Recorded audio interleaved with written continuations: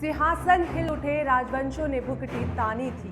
बूढ़े भारत में भी आई फिर से नई जवानी थी। गुमी हुई आजादी की कीमत सबने पहचानी थी।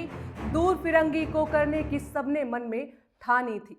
चमक उठी सन 57 में वो तलवार पुरानी थी। बुंदेल हरबोलों के मुंह हंसने सुनी कहानी थी। खूब लड़ी मर्दानी वो तो झांसी वाली रानी थी। झांसी की रानी लक्ष्मीबाई को याद करते हुए अनेकों बार ये पंक्तियां हमने आपने कई बार पढ़ी होंगी। ये तेज भरी कविता लिखी भी एक महिला ने ही थी, जिसने मात्र 9 साल की उम्र में लेखन का काम शुरू कर दिया था। और पहली कविता थी नीम। नमस्कार, मेरा नाम है मेघा शंकर और बेड़ी न बन सका समाज में आज बात करेंगे कवित्री सुभद्रा कुमारी चौहान पर कि कैसे महिलाओं के हक के लिए और उन्हें मर्दों के नाम से जोड़ने वाली पहली की कवित्री बन गई।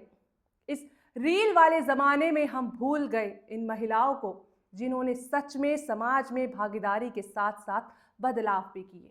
इस एपिसोड में इस महान कवित्री की महान रचनाओं को थोड़ा करीब से थोड़ा समय देके जानेंगे। सुभद्रा कुमारी चौहान का जन्म 1904 में यूपी के निहालपुर गांव में एक राजपूत परिवार में हुआ था और उन्होंने कम उम्र से ही लिखना शुरू कर दिया था। वो कम उम्र से ही एक उत्साही लेखिका थी और स्कूल जाते समय घोड़े की गाड़ी की सवारी करते हुए भी लिखने के लिए जानी जाती थी। उनकी पहली कविता 9 साल की उम्र में प्रकाशित हुई थी, जिसके बोल कुछ ऐसे थे। सब दुख हरन सुख हरम परम है नीम, जब देखूं तुझे तू ही जानकर अति लाभकारी हर्ष होता है मुझे। ये लहलही पतियां शीतल पवन बरसा रही, निज मंद मीठी वायु से सब जीव को हर्षा रही। हे नीम, यद्यपि तू कड़ू नहीं रच मात्र मिठास है, उपकार करना दूसरों का गुण निहारे पास है। ये लेख सोच सकते हैं कि केवल 9 साल की उम्र में लिखे जा सकते हैं, पर एक ज़माने में लिखे गए हैं। उनका लेख, ये काव्य सिर्फ कागजी नहीं था, जिसे जज्बे को उन्होंने कागज़ पर उतारा, उसे जिया भी। इसका प्रमाण है कि सुभद्रा कुमारी चौहान महात्मा गांधी की असहयोग आंदोलन में भाग लेने वाली प्रथम महिला थी और कई दफ़ा जेल भी गई, जिस पर उन्होंने लिखा था, गिरफ्तार होने वाले हैं, आता है वारंट अभी, धक सा हुआ हृदय में सहमे हुए विकल आशंक सभी, किंतु सामने दिख पड़े मुस्काए रहे थे खड़े खड़े, रुक नहीं आंखों से आंसू सहसा टपके बड़े बड़े। ये कविता बाल गंगाधर तिलक, लाला लाजपत राय और गांधी जी के जेल जाने पर उन्होंने लिखी थी। वो न सिर्फ कुछ ही देर में कविता लिख देती थी, बल्कि पढ़ाई में भी अव्वल थी। जाहिर था कि जितनी पसंदीदा वो अपनी टीचर्स की थी, उतनी ही पसंदीदा वो अपनी सहेलियों की भी थी। बचपन में कविता लिखने का जो सिलसिला शुरू हुआ था, वो सिर्फ ताउम्र रहा। जाहिर है कि वो एक राष्ट्रवादी कवित्री नहीं, एक देशभक्त महिला भी थी।